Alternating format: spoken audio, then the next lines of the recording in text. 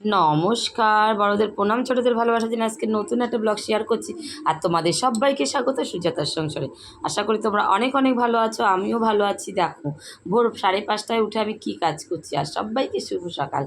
ভোর 5:30টায় উঠে অনেক দিন ধরে ছাদটা নোংরা হয়েছিল, আজ করি কাল করি করে কিছুতেই পরিষ্কার হচ্ছিল না, করা হচ্ছিল না সময়ের জন্য। আর টবগুলোর মধ্যে না অনেক ঘাস হয়ে গেছিলো, সেগুলো পরিষ্কার করব আর কিছুতেই হচ্ছিল না। একা হাতে তো সব কিছু, এর জন্য সব কিছু টাইম মতো করতে পারি না, জানো তো বন্ধুরা। তাই ভাবলাম আজকে মনে মনেই প্ল্যান করেছি। খুব সকালে ঘুম ভেঙেছে, 5টার সময় ঘুম ভেঙেছে, তাই বিছানার মধ্যে 30 মিনিট ছিলাম। তারপরে চলে এসেছি 5:30টায় ছাদে। এসে এই যে এই গাছটা পরিষ্কার করছি। নইলে না, দেখো তুলসী গাছ ছিল, এই গাছটার মধ্যে একটা নয়নতারা ছিল, কিছুতেই বেড়ে উঠতে পারবে না অন্য গাছ যদি তাকে আঁকড়ে ধরে। দেখো এত ঘাস হয়েছে। আর যেহেতু আমি গাছ করেছি, আমাকেই জল দিতে হয়, পরিষ্কার করতে হয়। আর এত বড় ছাদ সম্পূর্ণটাই আমাকে পরিষ্কার করতে হয়। আগে তো শ্বশুরমশাই করতে, এখন বয়স হয়ে গেছে, উনি আসে না, ছাদে আসেও না। মনে হয় কয়েক বছর পরে ছাদে আসে, আসতেই চায় না। যাই হোক, পারেন আর কি, সব কিছু তো বয়সের সঙ্গে। আমি এখন যা পারছি, কিন্তু আমি আর 20 বছর পরে সেটা পারবই না হয়তো। হ্যাঁ, ওনার তো অনেক বয়স হয়েছে, তবুও বাংলাদেশের মানুষ বলে উনি এখনও নিজের শরীরকে ফিট রেখেছে। সত্যি। তারপরে তো উনি তেল মশলা, তারপরে বেশি নুন মিষ্টি কিছুই খায় না, সব কিছু লিমিটেড। আমাদের রান্নাবান্নাও সেইভাবেই হয়, বুঝেছো, যাতে ওনার ক্ষতি না হয়, সুস্থ থাকুক। বলো তো, কি বয়স হয়ে গেলেও যে ও ফিট থাকবে শরীরের দিক দিয়ে, সেটাই সবথেকে বড় কথা। এখন বয়স লাগে না ফিট থাকতে, অল্প বয়সেও মানুষরা বিছনায় পড়ে যায়। সেই জন্য আমি অনেক চেষ্টা করি ওনাকে ওনার মতন করে ভালো রাখা। যেটা খায় না উল্টো পাল্টা খাবার, উনি অনেক দিন ধরেই ছেড়ে দিয়েছে। তো আমি বিয়ে হয়ে আসার পর থেকেই দেখি উনি কোনো অনুষ্ঠান বাড়ি অ্যাটেন্ড করে না। উনি একটা আমাদের এলাকার একটা বিশেষ ব্যক্তি, তা ওনাকে সবাই প্রচুর নেমন্তন্ন আসে প্রতি মাসে। এখন যায় না বলে সেভাবে আসে না, জানি বয়স হয়ে গেছে, তবুও করে। তারপরে বিভিন্ন অনুষ্ঠান অ্যাটেন্ড করতে হয় ওনাকে, সেখানেও শুধু চা ছাড়া কিচ্ছু খায় না। চা ছাড়া কিছু খায় না। তার মধ্যে হচ্ছে আবার যদি কোনো কারণে নিমন্ত্রণ জানে তো উনি কিছু খায় না, তখন তারা কী করে, মিষ্টির প্যাকেট ফুল এটা ওটা দিয়ে দেয়, এবং উনি বাড়িতে নিয়ে আসে। সেটা ওই আমি রুটির সঙ্গে হলে দিলাম, তো এরকম। তবে একটা কথা তোমাদের সাথে শেয়ার করি বন্ধুরা, আমি যদি এই সোশ্যাল মিডিয়ায় না আসতাম, তোমাদের মতন এত ভালো ভালো বন্ধু পেতাম না। সত্যি, আমার আত্মীয় পরিজন সারা দিনও সারা মাসেও সারা বছরে একবার খোঁজ নিয়ে দেখে না, বলে না কেমন আছিস, গুড ইভিনিং, গুড আফটারনুন, তারপরে তোমার গুড মর্নিং, গুড নাইট।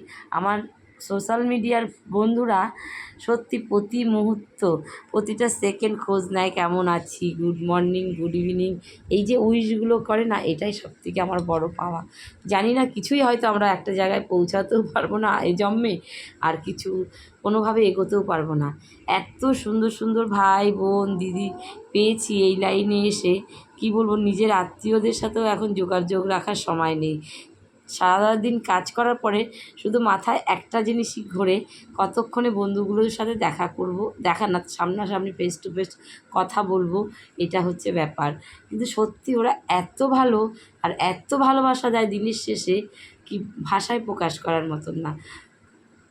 তাই ভাবছি, যদি আমার ফোনটা অনেক দিন আগের, আমার মেয়ে সব সময় বলে, মা তুমি যখন, আমি যখন ছোট ছিলাম, তুমি যদি চ্যানেল খুলতে এতদিনে তুমি অনেকটা জায়গায় পৌঁছে যেতে পারতে। আমার 5 বছরের মেয়ের মাথায় চলে এসছে ওই ভাবনা চিন্তা, কিন্তু আমার মাথায় কেন আসেনি আমি সেটাই জানি না। যাই হোক, যেটা হবে হওয়ার জন্যই হয়, যেটা হবে না সেটা হওয়ার জন্য হবে না, এটাই হচ্ছে ব্যাপার।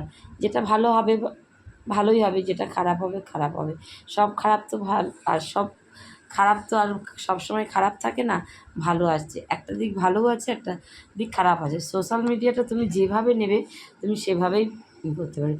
তুমি যদি মন থেকে ভাবো সবসময় আমি খারাপ জিনিসের সঙ্গে থাকবো, তোমার কিন্তু সোশ্যাল মিডিয়া সেটাই নিয়ে যাবে, সেই দিকেই নিয়ে যাবে। আর তুমি যদি ভাবো আমি সবসময় ভালো সঙ্গ দেবো, ভালো থাকবো, তাহলে কিন্তু তোমার সঙ্গে সবসময় ভালোই হবে। দেখো, এদিকে আমি তো ছাদ পরিষ্কার করে চলে এলাম রান্নাঘরে। রান্না বলতে দেখো, মাছের ঝোল হচ্ছে, একদম জ্যান্ত মাছ তো, তাই একদম পাতলা করে ঝোল করব, আলু টালু দিইনি, বেশ লাগে। তারপরে আমাদের গাছে হয়েছিল মুসম্বিটাও তুলতে এসেছি। দেখো অনেকগুলো মুসম্বি আজকে তুলবো, অনেকগুলো বলতে 4-5টা তো তুলবই। দেখো এবার কালার বেশি হয় না, এবার তুলনামূলকভাবে অনেক কম হয়েছে। যে বড় বড় যে কটা ছিল সে কটা মুসম্বি তুলবো, ঠাকুরকে দেবো, আর বাদ বাকি মেয়ের স্কুলের বান্ধবীদের দেবো। আর কি আমরা যেখানে বসি, এটা আমাদের বাড়ির পেছনটা। আমরা, তোমরা যদি বলো আমার বাড়ির হোম ট্যুরের ভিডিও দেখবে তাহলে তোমাদের সাথে আমি শেয়ার করতে পারি। তোমরা যদি না বলো তাহলে আর হোম ট্যুরের ভিডিওটা তোমাদের সাথে শেয়ার করবো না। এটা আমাদের বাড়ির সামনে, আর আমরা যেখানে থাকি সব্বার বাড়ি 5 কাঠার মধ্যে, রাস্তার এপার ওপার সবার বাড়ি 5 কাঠার মধ্যে। তারপরে কেউ যদি কোনো প্রয়োজনে তারা জায়গা ছেড়ে দিল তখন তার আর 2.5 কাঠা হয়ে গেল। দেখো 5টা লেবু তুলেছি, আর এত রস, কিন্তু মিষ্টি না, একটু পানসা, আর খোসাটা এত পাতলা, কাটতে গেলে রস চলে আসে আর কি, তিতো হয়। তাহলে বন্ধুরা আমার কাছে লেবুটা কেমন হলো কমেন্ট করে জানিও। তারপরে ঘোষ এসেছিলো, আগের দিন দুধটা করা হয়নি, তাই দুধটা ছেঁকে নিয়ে বসিয়ে দিচ্ছি মেয়ের জন্য।